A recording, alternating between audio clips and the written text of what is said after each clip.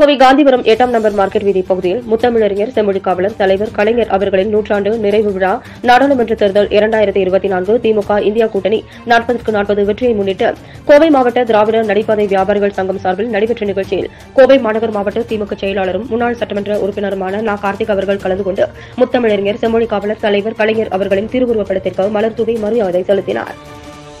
பின்னர் 500க்கும் மேற்பட்ட பொதுமக்களுக்கு மாலை சிற்றுண்டி வழங்கினார்.